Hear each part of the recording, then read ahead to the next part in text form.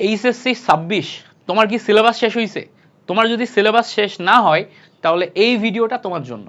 Syllabus শেষ না হলে তোমার এই মোমেন্টে করণীয় কি? তোমার হাতে আর 1 মাসও সময় নেই।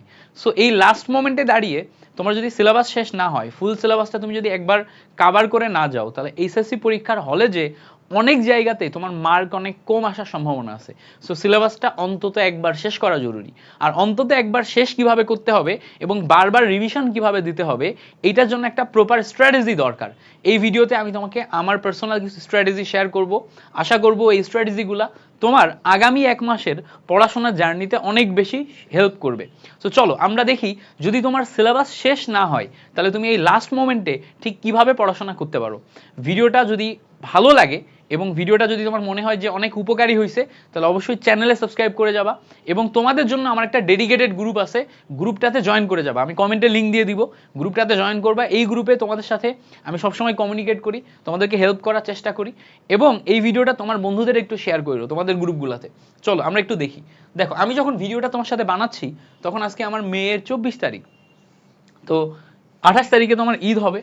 তো এর মাঝখানে তোমার যে 7-8 দিন সময় আছে, এই 7-8 দিনে তুমি পড়াশোনার সময় পাবা হয়তো 4-5 দিন, কারণ তোমার মাঝখানে আবার বাড়িতে যেতে হবে ঈদের ছুটিতে। তো ধরে নিলাম তুমি টোটাল এই জুনের আগে আর 5 দিন মতো সময় পাচ্ছ পড়াশোনা করার জন্য। আর এদিকে টোটাল পাচ্ছ হচ্ছে 30 ডেজ। সো তোমার হাতে টোটাল 35 ডেজ আছে। এই 35 ডেজ একদম বাঁচা মরার লড়াই, তোমার সিলেবাস শেষ করতে হবে, আবার রিভিশন দিতে হবে। তো এই 35 ডেজ একদম তুমি এভাবে নিবা, ডেইলি আমি পড়াশোনার মধ্যে 12 ঘন্টা প্লাস সময় দিব। ডেইলি আমি পড়াশোনার মধ্যে কত সময় দিব? 12 ঘন্টা প্লাস সময় দিব। এই 12 ঘন্টার মধ্যে আমি কাজে লাগাবো সময়টা কিভাবে? 12 ঘন্টার মধ্যে আমি সময়টা কাজে লাগাবো 4টা স্লটে। 4 ঘন্টা, 4 ঘন্টা, 4 ঘন্টা। দেখো 4টা স্লটে আমি টোটালটা কাজে লাগাবো।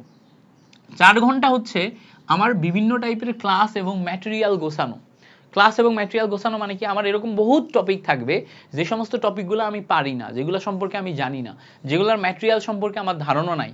সো আমি মোটামুটি 4 ঘন্টা সময় নিয়ে ডেইলি ক্লাস দেখব, ম্যাটেরিয়াল গোছাবো, টপিকের বেসিক ক্লিয়ার করব এবং আমি ওই টপিকগুলা সম্পর্কে ম্যাটেরিয়ালগুলো সুন্দর করে গোছায় নিব। আমার যদি ক্লাস নোট করা লাগে নোটগুলা করে নিব। এটা আমার 4 ঘন্টা টাইম দিতে হবে। 4 ঘন্টা হচ্ছে আমার গ্যাপ ফিল আপের জন্য, আর 4 ঘন্টা হচ্ছে আমার রিভিশন দেওয়ার জন্য। এই হচ্ছে আমার 3টা স্লট। এই হচ্ছে আমার 3টা স্লট। এবার ধরো কিভাবে তুমি এটা মেইনটেইন করবা। তুমি যেটা করবা যে এই মোমেন্টে দাঁড়িয়ে তোমার যেই, আমি আগে বারবার তোমাকে প্ল্যানে বলছি যে তোমার যেই নোট খাতা আছে, নোট খাতায় এরকম সুন্দর মতো একটা লিস্ট বানাবা যে আমার এই 35 দিনে কোন কোন টপিকগুলা রিভিশন দেয়া লাগবে, ফিজিক্স, কেমিস্ট্রি, ম্যাথ, বায়োলজির কোন কোন টপিকগুলো রিভিশন দেওয়া লাগবে, আর কোন কোন টপিকগুলো আমার একবার করে অন্তত পড়া লাগবে যেগুলো আমার গ্যাপ আছে। সো একটা হচ্ছে গ্যাপ আর একটা হচ্ছে রিভাইজ। ঠিক আছে, গ্যাপ এবং রিভাইজের জন্য দুইটা আলাদা আলাদা শর্ট নোট বানাই ফেলবা। এই শর্ট নোট ধরে ধরে এখন তুমি প্রতিদিন কাজ করবা। এবার কি করবা দেখো, তোমার ধরো যেই যে টপিকগুলো গ্যাপ আছে, ধরে নিলাম তোমার কেমিস্ট্রিতে ফাজানের নীতি গ্যাপ আছে, তো তুমি কি করবা, আজকে ফাজানের নীতির উপর সুন্দর মতো একটা 1 ঘন্টার ক্লাস দেখবা, ক্লাসটা নোট করবা, ক্লাসটার A to Z পড়ে ফেলবা। সাথে ধরে নিলাম তোমার হাইড্রোজেন বন্ডও পড়া নাই, তো আরো আধা ঘন্টা তুমি হাইড্রোজেন বন্ড সম্পর্কে একটা সুন্দর ক্লাস দেখলা, নোট করলা, A to Z পড়ে ফেললা। তো এই 4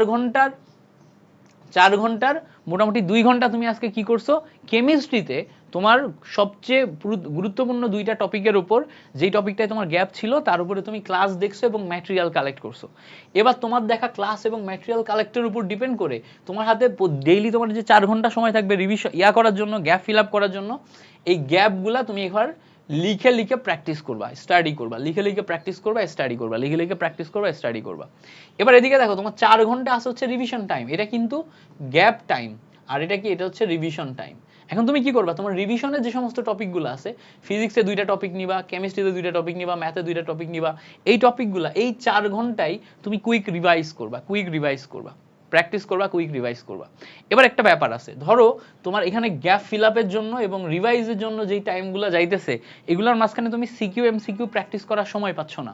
তাহলে তোমাকে যেটা করা লাগবে, আমি যে ক্লাসের জন্য যে টাইমটা দিছি না, ক্লাসের জন্য টাইম দিচ্ছি যে ডেইলি তোমার হাতে 4 ঘন্টা ক্লাস থাকবে তোমার নতুন নতুন টপিকগুলা বোঝার জন্য, ওগুলাতে টাইম দেওয়ার জন্য। এখান থেকে আবার তুমি 2টা ভাগে ভাগ করে ফেলো, 2 ঘন্টা নাও নতুন নোট ম্যাটেরিয়াল এগুলা গোছানোর জন্য, 2 ঘন্টা নাও হচ্ছে এমসিকিউ আর সিকিউ প্র্যাকটিসের জন্য।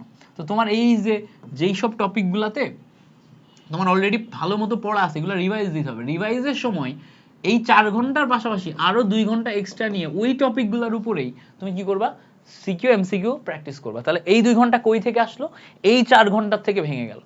এভাবে তুমি ডেইলি প্র্যাকটিস করবা। তোমার সামনে যেই সময়টা আছে, একদম সামনে যে সময়টা আছে, এখান থেকে 24 তারিখ থেকে একদম এই জুলাই 2 তারিখ পর্যন্ত ফুল টাইমটা তুমি ডেইলি প্র্যাকটিস করো।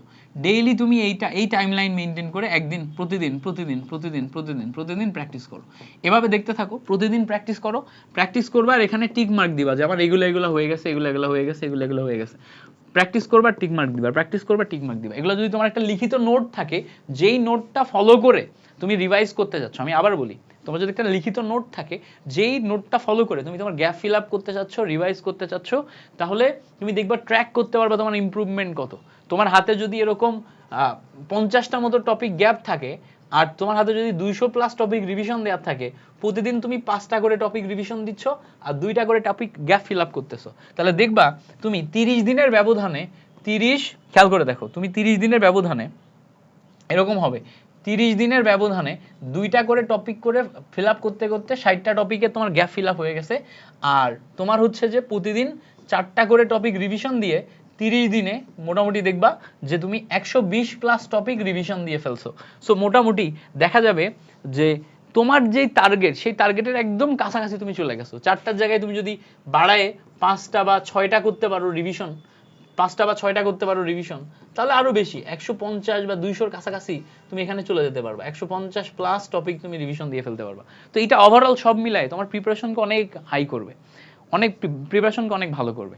এখন তোমরা এইচএসসি সাবজেক্ট যারা আসো, তোমাদের যদি ইংলিশ পড়ার জন্য স্পেসিফিকভাবে কোনো গাইডলাইন যা লাগে, ম্যাথ পড়ার জন্য স্পেসিফিকভাবে কোনো গাইডলাইন লাগে, বাংলা পড়ার জন্য স্পেসিফিকভাবে কোনো গাইডলাইন লাগে, কোন বিষয়ে তুমি প্রবলেম ফেস করতেছো, সেটা আমাকে একটু কমেন্টে জানায় যাওয়া যে ভাই আমি ইংলিশে এগুলোতে প্রবলেম ফেস করতেছি, বাংলা এগুলোতে প্রবলেম ফেস করতেছি, কেমিস্ট্রিতে এগুলোতে প্রবলেম ফেস করতেছি। আমি চেষ্টা করব আমি ওই জিনিসপত্রগুলো তোমার বয়সে কিভাবে পড়ছিলাম এগুলা সম্পর্কে ডিটেলস তোমাকে শেয়ার করতে, যেগুলো তুমি আমার সাথে এই জিনিসপত্রগুলো বোঝার পরে, এই জিনিসপত্রগুলো অ্যানালাইসিস শেখার পরে তুমি হয়তো অ্যাপ্লাই করলে তোমার জন্য পড়াটা কিছুটা হলেও ইজি হবে।